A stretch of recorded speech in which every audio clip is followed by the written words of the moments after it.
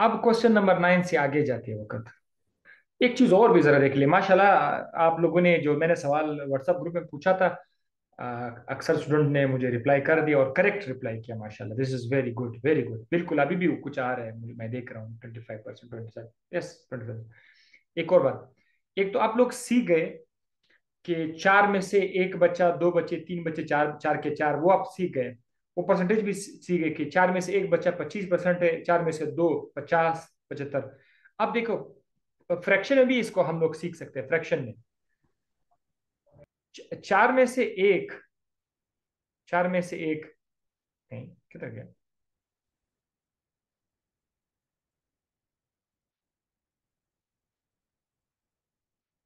चार में से एक को आप लोग 0.25 भी लिख सकते हैं।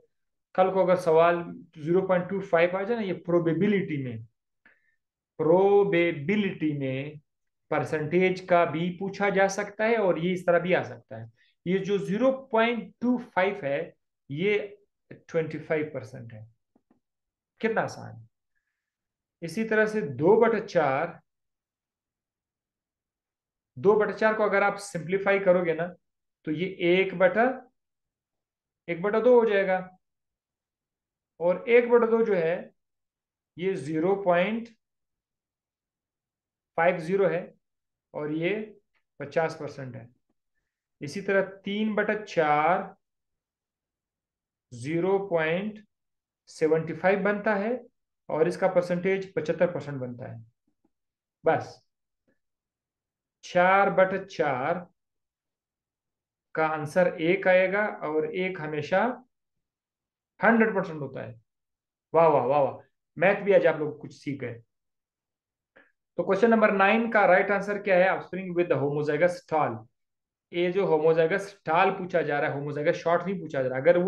अगर इसी सवाल में होमोजाइगस शॉर्ट पूछते तो उसका आंसर क्या आता? उसका आंसर भी 25% ही आता, क्योंकि यहां पर अगर आप देखें होमोजाइगस शॉर्ट भी 25% है। ठीक है। अगर इधर सवाल आता कि हेट्रोजाइगस स्टॉल कितना था, हेट्रोजाइगस स्टॉल फिर आप 50% दे देते हैं। एक सवाल मैंने लिखा हुआ है, इसका ऑप्शन तीन तरीकों से आ सकता था, पूछा जा सकता है। देखो, अब उनको पता है कि वो किस तरह से पूछते हैं। वो आपसे होमोजाइगस टाल पूछते हैं, या वो आपसे हेट्रोजाइगस टाल पूछते हैं, या वो आपसे होमोजाइगस शॉर्ट पूछते हैं, या वो आपसे पूछते हैं आंखें बंद करके भाई टोटल टॉल कितने हैं। ठीक है। 10 in the above question number 8, फिर से क्वेश्चन नंबर 8 में, the percentage of offspring with heterozygous टाल कैरेक्टर वुड बी। अब वो जो हेट्रोजाइगस टाल कैरेक्टर आपने देखा, वो तो दो ऐसे ऐसे थे जो हेट्रोजाइगस टाल थे। अगर हम दोबारा यहां पर आ जाए, यस, हमारे पास दो हेट्रोजाइगस टाल है, एक ये है और एक ये है। दो हेट्रोजाइगस टाल है, तो दो हेट्रोजाइगस टाल कितने बनेंगे? 50 बनेंगे। तो 50% इसका जवाब आता है। यहाँ अब देखो, चीजें सीखने के बाद, समझने के बाद कितना आसान हो जाता है। और जब आपने कुछ सीखा नहीं है ना, तो ये बंदे को जला देता है कि यार ये क्या परसेंटेज है, मैथ है, स्टेट है, बायोलॉजी है, किधर से किधर आ रहा है। बट सीखने के बाद जो जो दिलचस्पी आ जाती है, उसका मजा ही कुछ और होता है। इन मेंडेलियन क्रॉस बिटवीन, अब मेंडल चाचू आ गया है। Mendelian cross between pea plant, उसने मटर के प्लांट पे काम किया था। दैट आर हेट्रोजाइगस, उसका मटर का पौधा हेट्रोजाइगस है, हेटेरोजाइगस है for flower colour P, capital P, small P. अभी उसने पहले से बता दिया कि भाई ये क्रॉस हुआ था, वो फ्लावर पी था। What is the probability that offspring will be homozygous recessive? कहता है दो प्लांट है, मैंने क्रॉस बिटवीन पी प्लांट्स, दोनों प्लांट्स पीपी है, उन्होंने यहाँ शो नहीं किया, दोनों प्लांट पीपी है, हेट्रोजाइगस है। तो एक plant capital P small P, दूसरा भी कैपिटल पी स्मॉल पी, इस तरह से। अब पूछा जा रहा है कि offspring will be homozygous recessive, इनमें होमोजाइगस रिसेसिव कितने होंगे? अब इस पे 1/4, 1/2, 2/2 वगैरह आया हुआ है। अब आप जरा देखें इसको ना, आप इसी तरह से क्रॉस कैपिटल पी के साथ चला जाएगा, तो हमारे पास कैपिटल पी आ जाएगा। ये तो होमोजाइगस हुआ। फिर कैपिटल पी स्मॉल पी के साथ आ जाएगा, कैपिटल पी स्मॉल पी बन जाए, ये हेट्रोजाइगस है। फिर स्मॉल पी को कैपिटल पी के साथ करेक्ट करेंगे, स्मॉल पी कैपिटल पी, ऐसा है ना। लेकिन आप लोग थोड़ा सा नरम दिली का मुजाहरा क्या करे, स्मॉल पी को पहले ना लिखा करे, तो इसको ऐसे लिखा, capital P small P, capital P small P, और आखिर में small P small P, small P small P. तो ये जो है ये आपका होमोजाइगस है, और ये भी आपका होमोजाइगस है, ये दो आपका होमोजाइगस है, लेकिन ये जो दो है ये आपका हेट्रोजाइगस है। तो यहां से वो आपसे पूछ पूछ रहे हैं व्हाट इज द प्रोबेबिलिटी। अब यहाँ पर परसेंटेज तो नहीं है, प्रोबेबिलिटी कितनी होगी, 1/4, 2/4, वट। तो चार में से दो ऐसे प्लांट है जो हेट्रोजाइगस है, लेकिन 2/4 तो ऑप्शन में है ही नहीं। 2/4 2/4 तो असल में 1/2 है ना, तो 1/2 तो है ना, ये इस तरह से भी तो बन सकता है। ठीक है। In Mendelian cross between pea plants that are heterozygous for flower color PP, फिर से वही सवाल है, वही सीध का क्वेश्चन है, what is the probability of the offspring being heterozygote. Heterozygote इसमें कितने होंगे, अब वही सवाल है, हेट्रोजाइगोट इसमें कितने हैं, हेटेरोजाइगोट दो है ना, सिर्फ दो हेट्रोजाइगोट है।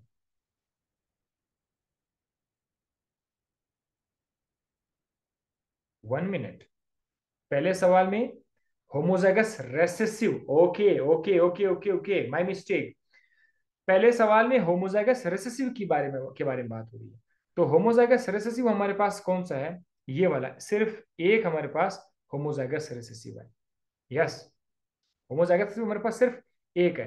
तो यहां पर क्या आ जाएगा, जस्ट 1/3, 1/3, ये भी नहीं आ सकता, हमारे पास 1/4 आ सकता है। So this is the right option. Okay, अब ठीक है ना। वो सवाल असल में क्या कह रहा था, what is the probability that the offspring will be homozygous recessive. तो होमोजाइगस रिसेसिव ये जो एक है, तो 1/4 इसका राइट आंसर है। सॉरी, ये आप दोबारा जरा नोट कर लीजिएगा, ठीक है। अब सोच नंबर 12 पर आ जाता है, in a Mendelian cross between pea plant that are heterozygous for flower colour, उसी तरह क्रॉस है, what is the probability offspring being heterozygous. अब यहां से हमसे पूछ रहे हैं हेट्रोजाइगस। अब आप लोग आ जाएंगे, हेट्रोजाइगस आपके पास दो है, तो 2/4 जो है उसको हम लोग 1/2 भी तो लिख सकते हैं, तो इसमें ऑप्शन जो है ए आपका बिल्कुल करेक्ट ऑप्शन है। Fine fine. The relationship between, अच्छा, इवन मैं पढ़ते वक्त ना, कभी माइंड मेरा अपना ही माइंड मुझे कभी मिस्टेक की तरफ लेके जाता है, तो बाद में पता चल जाता है। तो आप लोगों के यहाँ जिसने प्रैक्टिस भी नहीं यूज कर ली, फर्स्ट टाइम होगा, वो उनका बेचारों का क्या हाल होगा वहां पर।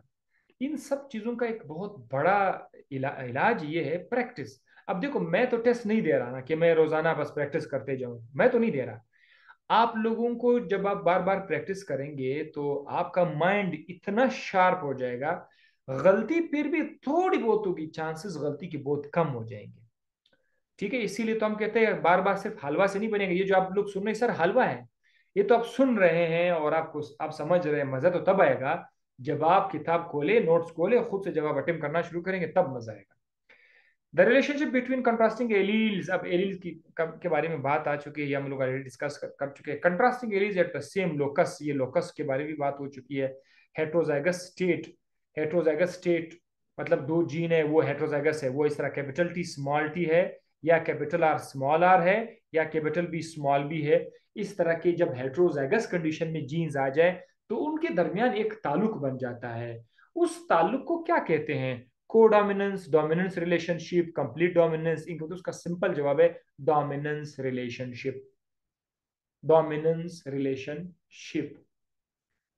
मेंडल बेचारे ने क्या किया था, मेंडल को लगा था कि जब कोई चीज इस तरह हेट्रोजाइगस में आ जाए, यानी कैपिटल टी स्मॉल टी आ जाए, तो इसमें से एक अपने आप को डोमिनेंट कर देगा, दूसरा छुप जाएगा। बाद में हालात कुछ और हो गए, बाद में एक अजीब अजीब से हालात सामने आ गए। वो ये था कि कभी कभी ऐसा भी पॉसिबल है, ऐसा भी पॉसिबल है कि कैपिटल टी और स्मॉल टी में से ना तो कैपिटल टी अपने आप को जाहिर करे, ना स्मॉल टी अपने आप को जाहिर करे। मतलब ऐसा भी हो सकता है, दोनों अपने आप को मिक्स टाइप का वो अपने आप को जाहिर करे, थोड़ा थोड़ा जाहिर करे, लेकिन मुकम्मल कोई भी नहीं आएगा। इस तरह केस में इसका नाम इनकम्प्लीट डोमिनेंस, आगे डेफिनेशन आते ही जाएंगे, ठीक है, वो उसका नाम होगा इनकम्प्लीट डोमिनेंस। फिर आगे एक और कंडीशन डिस्कवर हुआ कि अगर दो जीन इस तरह आ जाए ना कि एक कैपिटल टी एक स्मॉल टी है, उसमें दोनों जीन अपने आप को एक्सप्रेस करें, मतलब हाँ ऐसा पॉसिबल है, वैसे मैं कोई कंडीशन में बताऊंगा, दोनों अपने आप को शो कर रहे हैं, एक्सप्रेस कर रहे हैं, फिर इस वक्त इसका नाम होगा कोडोमिनेंस। कोडोमिनेंस। तो इससे एक टॉपिक बना डोमिनेंस रिलेशन के नाम से। डोमिनेंस रिलेशन चार किस्म के, उस पर मेरी वीडियोस है, अवेलेबल है, मैंने एक्सप्लेन किया हुआ है dominance relation. Codominance, complete dominance, incomplete dominance, over dominance, चार तरह के डोमिनेंस मैंने एक्सप्लेन किए हुए हैं। चार में से एक जो बहुत मशहूर है, complete dominance. Complete dominance. Complete dominance में से अगर हेट्रोजाइगस आ जाए, सारी बात हेट्रोजाइगस पर है। हाँ, कंप्लीट में अगर एक कैपिटल टी एक स्मॉल टी है, तो कैपिटल टी अपने आप को कंप्लीटली शो करेगा, स्मॉल टी अपने आप को वो कंप्लीटली गायब कर देगा, वो नजर नहीं आएगा, वो अपने कैरेक्टर को शो नहीं करेगा। तो दिस इज कंप्लीट डोमिनेंस। लिहाजा मेंडल ने सिर्फ एक डोमिनेंस किया था, बाकी तीन डोमिनेंस वो दुनिया से रुखसत हो गए, उसके बाद बाकी डोमिनेंस आ गए, ठीक है। तो ओवरऑल ये एक डेफिनेशन है, मैंने किताब से उठाया, किताब को देखकर मैंने ये टाइप किया था, ठीक है। The relationship between contrasting alleles at the same locus in the heterozygous state is called dominance relationship। किताबी डेफिनेशन है लेकिन कॉन्सेप्ट है। Which of the dominance relationship Mendel had only observed? किस डोमिनेंस रिलेशन को मेंडल ने, सिर्फ Mendel ने observe किया था, बाकी को मेंडल को पता नहीं था। कंप्लीट सी क्लियर सी बात है, वो कंप्लीट डोमिनेंट था जो मेंडल ने ऑब्जर्व किया था, बाकी डोमिनेंस रिलेशन मेंडल को पता नहीं था, ठीक है। When the heterozygous RR, the dominance relation, when the heterozygous RR, capital R, small r, have the same phenotype as the homozygous RR, इनका फिनोटाइप जब एक जैसा हो जाए, this relation is called what? आपको पता है, सपोज कर लीजिए कैपिटल आर रेड फ्लावर है, तो जब कैपिटल आर आ जाए, दोनों अगर एक साथ आ जाए फिर भी रेड है, लेकिन जब कैपिटल आर के साथ स्मॉल आर व्हाइट जीन आ जाए फिर भी ये रेड है। दोनों केस में इनका फिनोटाइप एक जैसा है, जीनोटाइप डिफरेंट है। इसका मतलब ये है कि कैपिटल आर ने अपने आप को मुकम्मल तौर पर शो किया हुआ है, स्मॉल आर बेचारा नजर नहीं आ रहा है। तो ये कौन सा रिलेशनशिप है? ये कंप्लीट डोमिनेंस है, कंप्लीट डोमिनेंस, क्योंकि इसमें हेट्रोजाइगस जो है उसका फिनोटाइप बिल्कुल होमोजाइगस की तरह है, कैपिटल आर की तरह है। तब इसको हम लोग क्या कहेंगे? कंप्लीट डोमिनेंस कहेंगे। मैं इनकम्प्लीट डोमिनेंस का एग्जांपल साथ साथ आ रहा है आपको कर देता हूँ। 16 when neither of the two alleles express। अब देखो बात आ रही है, जब दो एलील में से दो, वही हेट्रोजाइगस, कोई भी अपने आप को मुकम्मल तौर पर शो ना करे, कोई भी, नीदर नीदर कोई भी अपने आप को शो नहीं करे independently in the heterozygous condition, heterozygous में अपने आप को शो ना करे स्टेट, और क्या हो जाए, मिक्स किस्म का या ब्लेंड ऑफ बोथ, दोनों का एक मिक्स वो आ जाए, तो फिर इस तरह के कंडीशन को क्या नाम देते हैं? Is called. कॉल्ड के बाद चार ऑप्शन है, यहां पर मैंने कुछ एक्स्ट्रा आप लोगों के लिखा हुआ है। ये कार्ल कोरेंज, ये साइंसदान का नाम है जिसने इसको डिस्कवर किया था, और वो भी एक प्लांट पर काम करा था, 4 o'clock प्लांट, 4 o'clock प्लांट। उसमें क्या था, एक रेड फ्लावर था, प्लांट था, और एक व्हाइट फ्लावर था, व्हाइट फ्लावर, व्हाइट और रेड फ्लावर, इन दोनों को उसने क्रॉस किया था, F1 आया। क्रॉस किया ना, तो सब के सब इस तरह है, capital R small R, capital R small R, capital R small R, capital R small R. उम्मीद तो हम ये रखते हैं कि सारे के सारे प्लांट सुर्ख हो जाते हैं, यानी कैपिटल आर का जीन अपने आप को डोमिनेट कर लेता, स्मॉल आर अपने आप को शो नहीं कर, लेकिन ऐसा नहीं हुआ। ये जो F1 वाले थे, ये ना तो सुर्ख हुए ना व्हाइट हुए, neither neither of the two allele express, ना सुर्ख ना व्हाइट, बल्कि ये सारे के सारे पिंक आए थे, पिंक। वो हैरान हुआ कि यार ये क्या चल रहा है। पिंक से मुराद ये कि कैपिटल आर सुर्ख ने अपने आप को थोड़ा सा एक्सप्रेस किया हुआ है, मुकम्मल एक्सप्रेस नहीं, और साथ साथ व्हाइट ने भी अपने आप को थोड़ा सा एक्सप्रेस किया हुआ है। तो आने वाले बच्चे के अंदर थोड़ा सा सुर्खपन, थोड़ा सा व्हाइटपन, सुर्ख और व्हाइट मिक्स होकर के पिंक कलर बना दिया। तो ये कंप्लीट डोमिनेंस नहीं है, इसमें दोनों में से कोई भी मुकम्मल तौर पर डोमिनेंट नहीं हुआ है, तो नामुकम्मल डोमिनेंस है। इसको कहते हैं इनकम्प्लीट डोमिनेंस। ये इनकम्प्लीट डोमिनेंस में ऐसा होता है, ठीक है। अब आप ये इसको देख ले, आगे भी इस तरह के कुछ एग्जांपल आ जाएंगे, मैं आपको फिर उसमें मजीद एक्सप्लेन करता हूँ, लेकिन ये आपके ज़हन में रहना चाहिए।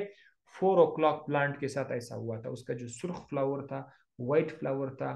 आमतौर पर क्रॉस करने पर या तो सारे बच्चे सुर्ख होते या व्हाइट होते, ये ऐसा रूल है। लेकिन रूल की खिलाफ वर्जी हो गई, सारे के सारे पिंक आ गए। इससे एक नया साइंस में एक नई डिस्कवरी हो गई कि यार इनकम्प्लीट डोमिनेंस भी पॉसिबल है। इस वक्त मेंडल चाचा मौजूद नहीं था। When both allele express themselves in heterozygous condition, then the relation is called.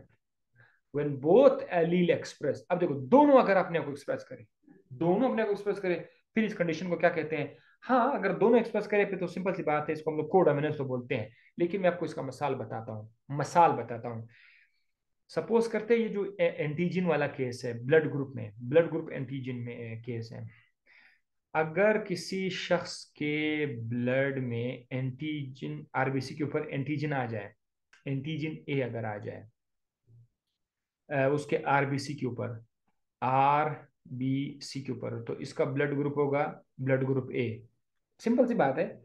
अगर किसी शख्स के खून में, अगर किसी शख्स के खून में आरबीसी रेड ब्लड सेल के ऊपर एंटीजन बी आ जाए, ठीक है, वैसे इनका जीन डीएनए के अंदर है, लेकिन वो डीएनए जो है एक एंटीजन बनाता है, और वो जो एंटीजन है ये आरबीसी के ऊपर होता है, ठीक है।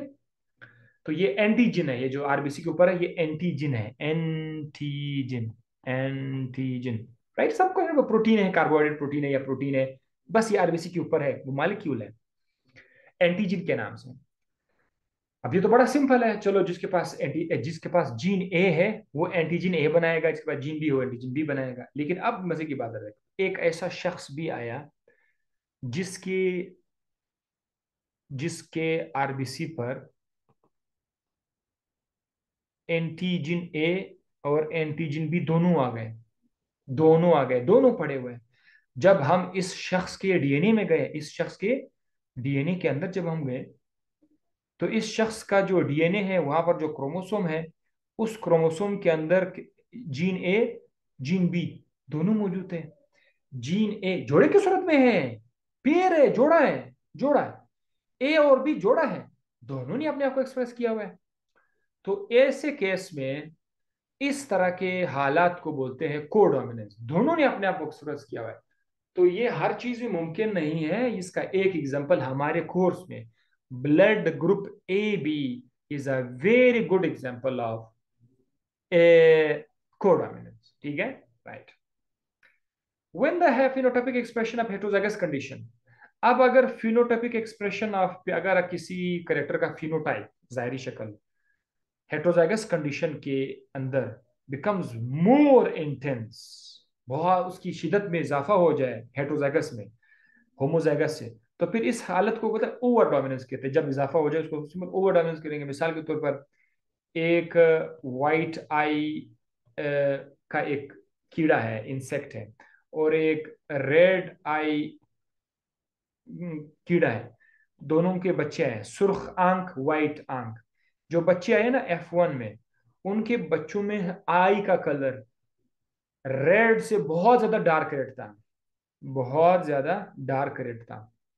यानी उसमें वो जो सुर्खपन है, वो सुर्खपन ओरिजिनल सुर्खपन से बहुत ज्यादा शदीद हुआ था। यानी जस्ट सुर्ख होना चाहिए था, अगर सिर्फ उनकी आंखें सुर्ख होती तो बस सिर्फ कंप्लीट डोमिनेंस होता, सारे बच्चे सुर्ख आंख के होते या सारे बच्चे व्हाइट आंख के होते, कंप्लीट हुआ।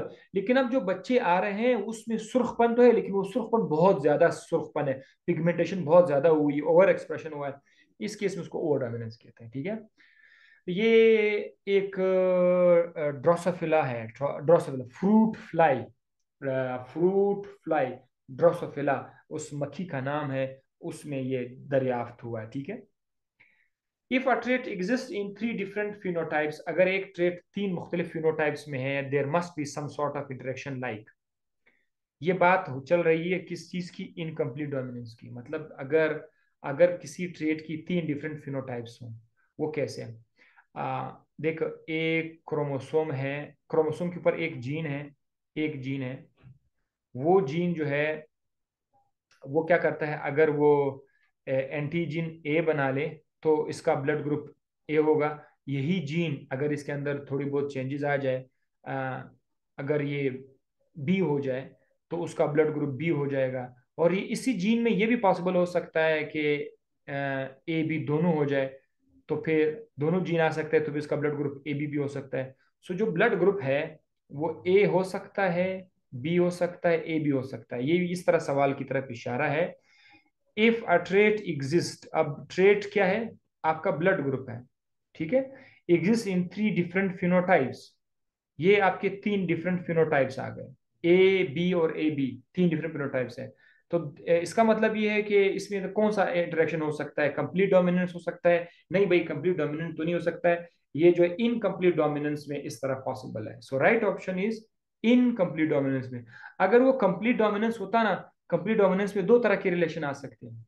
कंप्लीट डोमिनेंस में दो, या लंबा कद प्लांट, छोटा कद प्लांट, बस दो दो फिनोटाइप्स पॉसिबल है।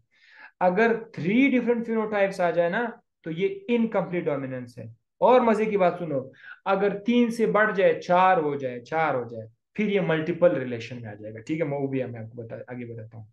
सुने, when there are 4 or more possible phenotypes, 4 या 4 से ज्यादा फिनोटाइप्स हो एक खास ट्रेट के लिए, 4 या 4 से ज्यादा फिनोटाइप्स हो, then there must be dash alleles, तो उसके लिए फिर कितने एलील होंगे for that trait in the population? तो उसमें मोर देन 2, उसके लिए एलील 2 से ज्यादा होने चाहिए। 2 एलील नहीं, जैसे अभी अभी अभी तक आप सुन रहे थे 2 एलील्स थे ना उसके, तो अब इसके 2 से ज्यादा एलील्स हैं। मैं आपको एक बड़ा अच्छा मिसाल बताता हूँ, जरा आप देखिए इसका फॉर्म उसमें। अब मैंने यहाँ पे देखा हुआ है, अब हमारे क्रोमोसोम के अंदर, ठीक है, मैं यहाँ बताता हूँ, ये हमारे क्रोमोसोम के अंदर, चलो सपोज एक जगह है, यहाँ पर एक जगह है, यहाँ पर एक जीन है, यहाँ पर एक जीन पड़ा हुआ है, और इसको हम लोग आई से शो करते हैं। ठीक है, जीन आई। जरा देखिए, ये जीन देखो, ये कितने शक्ल में आ सकता है। नंबर 1, अगर इस जीन के अंदर म्यूटेशन हो जाए, इसका एक शक्ल है आई ए। इसी जगह पर जो जीन है, किसी दूसरे शख्स में इसी जगह पर जीन, यही जो आई है, ये ऐसा भी हो सकता है आई बी। मतलब उसी आई जीन में थोड़ी तब्दीली आई, म्यूटेशन आया, और वो आई बी हो सकता है। वही एक जीन है, उसका शक्लें उसका चेंज हो रही, एक ही जीन की शक्लें चेंज हो रही, आई ए आई बी। और ऐसा भी हो सकता है कि इसका शक्ल स्मॉल आई हो जाए, स्मॉल आई। अब इसके जो एलील्स हैं ये 2 से ज्यादा हो गए। कैसे? आई ए ऐसे हो सकते हैं, आई capital A, I capital A. जब ये जोड़े की सूरत में आएंगे ना, तो फिर इस तरह आई ए हो सकते हैं। आई बी जो है ना, उसको देखो जरा, ये कितने हो सकते हैं? बी आई बी, ये इस तरह इसके जोड़े हो सकते हैं। और स्मॉल आई जो है वो इस तरह स्मॉल आई हो सकते हैं। तो एक ही जीन आपके क्रोमोसोम में पड़ा हुआ है, वो उसके एलील्स, पहले आमतौर पर 2 होते थे ना, 2 एलील्स वक्त, अब ये जो वो 2 से ज्यादा हो गए। ठीक है, आई बी आई स्मॉल आई। अच्छा, ये मैंने क्या किया, इधर आई टी लिखा हुआ है, स्मॉल आई, ये इस तरह से हो सकते हैं। ठीक है, स्मॉल। अच्छा, इस तरह के केस में एक ही जीन से करेक्टर बहुत ज्यादा आपको मिल सकते हैं। तो ये देखो, करेक्टर जरा देखते जाइए, जरा देखते जाइए, कि इसमें blood group A, blood group B, blood group A B, blood group O, ये 4 मुख्तलिफ किस्म के करेक्टर्स हैं, फिनोटाइप्स हैं। इन सब का ताल्लुक इस एक जगह पर जो जीन है इधर से है। क्या मजेदार सी बात है यार, क्या जबरदस्त बात है। क्रोमोसोम पर एक ही जगह पर जीन पड़ा हुआ है, मुख्तलिफ लोगों में वही जीन अपना शक्ल चेंज करता हुआ नजर आएगा। तो वो जीन कि जो अब पार्टनर आएंगे, अब ये दो से ज्यादा एलील है हमारे लिए दे रहे हैं, इस तरह के हालात को मल्टीपल एलील कहा जाता है, मल्टीपल एलील। सो इसका जवाब आपको नीचे मिलेगा, सवाल number 21। A relation developed in question number 20। Question number 20 में जो एक रिलेशन आप देख रहे हैं, मतलब जो कुछ आपने वहां पे देखा था, मोर देन टू एलील्स, इसको क्या बोलते हैं? मल्टीपल एलील बोलते हैं। और मल्टीपल एलील में ये जो आपका इसका ब्लड ग्रुप है ना, ब्लड ग्रुप ये उसका बड़ा अच्छा एग्जांपल है। गंदम का कलर है, व्हीट कलर है, गंदम का कलर है, इंसानों के जिल्द का कलर है, स्किन कलर वगैरह वगैरह, ये सब फिर उसमें फिर किस में आएगा? मल्टीपल एलील में आएगा। सो हम लोग अभी ब्लड ग्रुप के अंदर दाखिल हो जाएंगे। एमसीक्यूज बेतहाशा ब्लड ग्रुप से आएंगे इस पॉइंट पर, लेकिन जाने से पहले स्क्रीनशॉट ले ले और इस चीज को नोट कर लीजिए कि ब्लड ग्रुप जो है, ब्लड ग्रुप हमारे पास चार तरह के हो सकते हैं: blood group A, blood group B, blood group A B, blood group O. इसके रेड ब्लड सेल पर इसके एंटीजन जरा देखिए, एंटीजन जरा देखिए। आरबीसी पर एंटीजन ए मिलेगा, आरबीसी पर ब्लड ग्रुप बी में एंटीजन बी मिलेगा, ए बी दोनों मिलेंगे। लेकिन वो जो ब्लड ग्रुप ओ है, ये बड़ा स्पेशल ग्रुप है। क्यों? क्योंकि ओ, जिस शख्स का ब्लड ग्रुप ओ है, उसकी आरबीसी पर कोई एंटीजन नहीं है। खोपड़ी में इस चीज को रख दे, there is no antigen on the RBC of the O group. अच्छा, अब जरा एंटीबॉडी की तरफ आ जाए। एंटीजन जो हमारे आरबीसी के ऊपर एंटीजन है, हर एंटीजन का एक पार्टनर एंटीबॉडी भी होता है।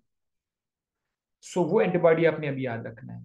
एंटीबॉडी इन प्लाज्मा, खून में, ये देखें, ये आपका ब्लड है, दिस इज योर ब्लड। और इस ब्लड के अंदर आपके आर आरबीसीज है। आरबीसी के ऊपर ना, अगर किसी तरफ जीन पड़ा हुआ है ना, जीन, तो इसी इसी खून के अंदर ना उसका एंटीबॉडी भी होगा। ये मैं एंटीबॉडी को इस तरह वाई वाई करके लिख रहा हूं, ठीक है? उसका अपना दोस्त एंटीबॉडी है जो उसको नुकसान नहीं पहुंचाता। लेकिन ये रिलेशन हमेशा उल्टा होता है। वो कैसे? जिस आरबीसी पर एंटीजन ए है, उसके खून में एंटीबॉडी बी होगा। बस ये आपने याद रखना है, देखते जाइए। जिसके एंटीजन ए है, उसका एंटीबॉडी बी है, जो उसका दोस्त है, उसको उसके साथ लड़ता नहीं है। मैं आपको अभी एक्सप्लेन कर दूंगा कि ऐसा क्यों होता है। एंटीजन बी जिसके पास होगा, उसके पास एंटीबॉडी ए है। जिसके पास एंटीजन ए और बी दोनों है, उसके पास कोई एंटीबॉडी नहीं है, याद रखो। और जिसके पास कोई एंटीजन नहीं है, उसके पास एंटीबॉडी ए और एंटीबॉडी बी दोनों मौजूद होते हैं। ठीक है? बाकी को आप ना देखो, छोड़ दो उसको, बाकी को आप ना देखो। ये टेबल अभी जरा देखो, ये भी थोड़ा और अच्छे अंदाज से एक्सप्लेन है। आपका रेड ब्लड सेल टाइप है ग्रुप ए में, जरा देखो, ग्रुप ए में जो आरबीसी है, उसके ऊपर आपको आसपास ना, जो माचिस की थीलिंग की तरह उसके ऊपर कुछ नोब लाइक स्ट्रक्चर बने होते हैं, ये एंटीजन होते हैं, ठीक है? तो इनके ऊपर एंटीजन कौन सा होता है? ये वाले जो आप यहाँ पर देख रहे हैं, ये सारे के सारे एंटीजन ए होते हैं, एंटीजन ए। एंटीजन के नीचे अगर आप यहाँ पर आ जाओ, इसके साथ एंटीबॉडी भी मौजूद होते हैं। ये जो एंटीबॉडी आप यहाँ देख रहे हैं ना, ये वाली जो एंटीबॉडीज आप देख रहे हैं, ये एंटीबॉडीज जो है, ये मार देते हैं, किल कर देते हैं, अटैच हो जाती है किन एंटीजन के साथ? इन एंटीजन के साथ। ये जो ग्रुप बी में, ग्रुप बी में आरबीसी के ऊपर जो एंटीजन नजर आ रहा है, स्क्वायर स्क्वायर जो एंटीजन है, ये एंटीबॉडी सिर्फ जो, इसीलिए इसका नाम एंटीबी रखा गया है। एंटीबी इसलिए रखा गया है क्योंकि ये एंटीजन बी को पकड़ते हैं, एंटीजन बी को किल कर देते हैं। तो एंटीजन बी का जो मैच है वो एंटीजन ए का जो मैच है वो एंटीबॉडी बी है।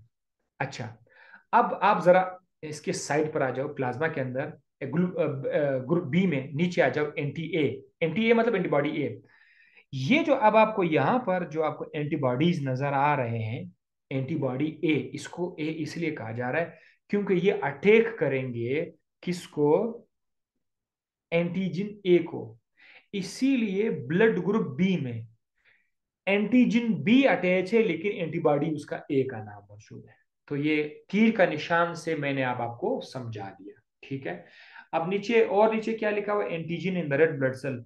ब्लड ग्रुप ए में कौन सा एंटीजन है? एंटीजन ए है।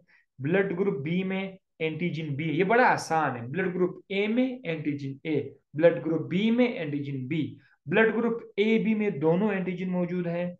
ब्लड ग्रुप ओ में कोई एंटीजन नहीं है, लेकिन उसी ब्लड ग्रुप ओ में एंटीबॉडी आप देख रहे हो, दोनों एंटीबॉडी ए और एंटीबॉडी बी दोनों मौजूद होते हैं। ये भी तस्वीर ले ले आप, उसको याद रखिएगा, कल को ये काम आ सकता है अगर आपके माइंड में होगा कि किस ग्रुप में कौन सा एंटीजन है, कौन सा एंटीबॉडी है, कौन सा एंटीबॉडी नहीं है। हम अभी आगे जाते हैं। ये बड़ा प्यारा चीज है, बहुत ज्यादा लाजमी है न्यूमेरिकल के लिए, एमसीक्यूज के लिए। 4 तरह के ब्लड ग्रुप है, ए बी ओ। जो ब्लड ग्रुप, जिस शख्स का ब्लड ग्रुप ए है, उसके लिए 2 तरह के हालात हो सकते हैं। ब्लड ग्रुप ए ऐसा भी हो सकता है कि आई ए, आई तो आपको मतलब है एंटीजन है, उसका जीन है आई, एलील आई, एलील आई। अगर आप उसके ऊपर ए लिखोगे ना, तो उसका मतलब ये है कि ये जो है एंटीजन ए बनाएगा। तो ये ऐसा भी हो सकता है आई ए पार्टनर की शक्ल में, आई ए, ये इस तरह का शख्स ब्लड ग्रुप ए रखता है। और साथ ही साथ ये भी मुमकिन है कि एक एलील आई ए हो जाए, और दूसरा जो एलील है पार्टनर, वो उसके पास ब्लड ग्रुप ओ वाला आ जाए। ब्लड ग्रुप ओ वाला जो है ना, स्मॉल आई है। तो इस केस में अगर इस तरह आ जाए ना, तो ये जो आई ए वाला जीन है, ये स्मॉल आई को कंप्रेस करके अपने आप को डोमिनेट कर देगा। तो इस केस में भी इस शख्स का ब्लड ग्रुप क्या होगा? ए होगा।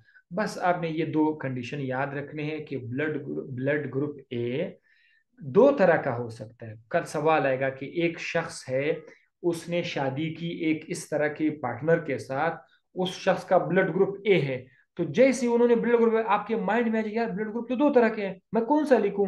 आई ए या आई ए स्मॉल आई, स्मॉल आई। ठीक है, तो ये माइंड में रखिएगा। अच्छा, अब ब्लड ग्रुप बी में भी इस तरह के 2 हालात हैं। Blood group B I B हो सकता है, या फिर आई बी स्मॉल आई हो सकता है। तो उसके भी 2 तरह के हालात हैं। जबकि ब्लड ग्रुप ए भी सिर्फ एक तरह के हो सकते हैं, वो आई ए आई बी, बस। और हालात नहीं है, ए बी सिर्फ आई बी हो सकता है। तो इसके लिए आप परेशान नहीं होंगे, बड़े खुश होंगे यार, A B is very easy, सिर्फ एक एक स्टाइल है। ओ भी आसान है, ओ सिर्फ स्मॉल आई आएगा।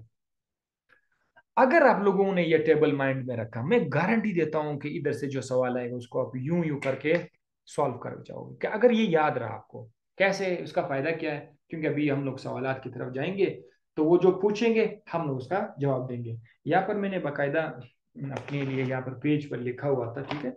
वो एक सवाल आ जाएगा, एक बड़ा इंटरेस्टिंग क्वेश्चन है। यार मुझे ऐसा लग रहा है कि हम इस सेशन को में भी कल भी थोड़ा सा प्रोसीड करें, टुमारो भी, ठीक है ना? टुमारो मुझे नहीं लग रहा था आज हम, लेकिन कल भी इसको प्रोसीड करेंगे। जो कुछ क्वेश्चन है कल इसके लिए करें। अच्छा है आप लोग इस चैप्टर को मजीद भी पढ़ा करें, ठीक है, तो मौका मिल जाएगा। No issue at all. अब ये कि how the chances for a son and daughter in the human birth are 1-1 between son and daughter. मतलब जब मेल फीमेल मेटिंग करने के बाद, शादी करने के बाद जो बच्चे आएंगे, बेटा बेटी आएंगी, उसका रेशो 1-1 कैसे हो जाता है? अब इस पे मैं कुछ आप लोगों को थोड़ा सा जोक सुनाऊंगा कि बाज घरों में ना, वो जो सास होती है, वो अपनी बहू से कहती है कि इस बार ना मेरी नो प्रिडिक्शन है कि इस बार ना इसका जो है बेटा आएगा। इस बार इसके 2 बेटे जो हैं साथ साथ, अगले साल भी बेटा आएगा। उसकी सास ने पता नहीं कौन सा कैलकुलेशन करके वो मालूम कर लेते हैं। ठीक है, वो मेडिकल भी बेचारा इसके पीछे परेशान हो गया यार, ये लोगों को कैसे पता चल जाता है। अपने से कोई वो मिसाइल फेंक देते हैं।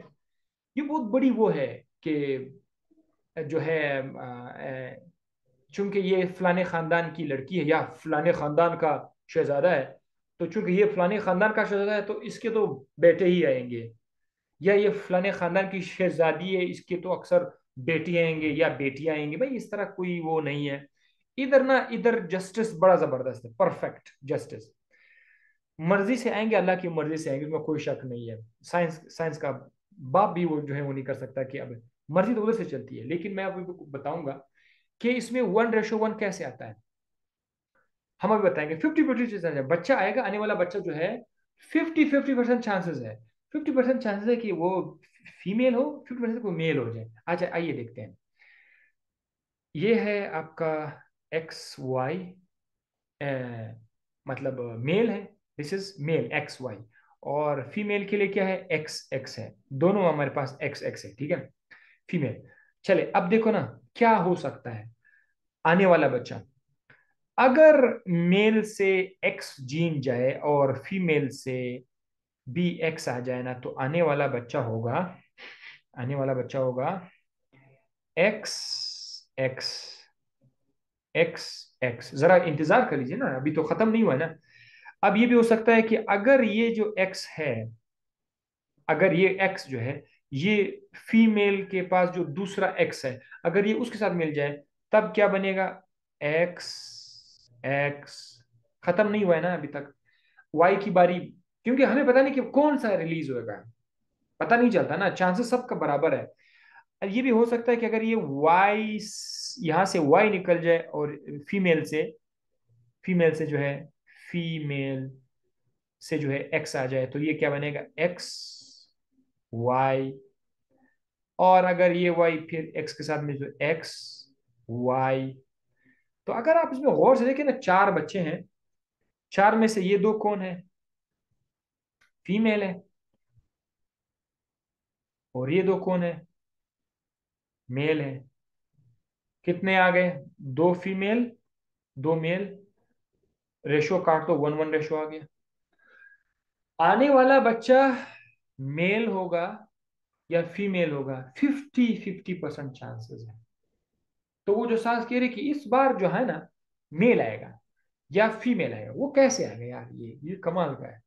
अल्लाह ताला जो है हमारे घरों में इस तरह के सास या चाहे जो भी हो, उसको इन चीज़ों से जो है हिफाजत फरमाए, उसको एक अच्छी सोच अता फरमाए। तो टाइम खत्म होने वाला है। हम जो बकाया क्वेश्चंस है ना, कुछ और क्वेश्चंस भी है, इनको हम कल डिस्कस कर लेंगे, ठीक है। मज़ा आएगा क्योंकि अभी भी चीज़ें रहती हैं। और इस चैप्टर से मुझे यकीन है इंशाल्लाह कि जो भी MCQs आएगा एग्जाम में, आपके जहन में उसको टिक जरूर मिलेगी, यार ये तो मैंने किया हुआ है। ये हादी साहब ने जो है, सरादी ने ये समझाया हुआ है। तो इंशाल्लाह इस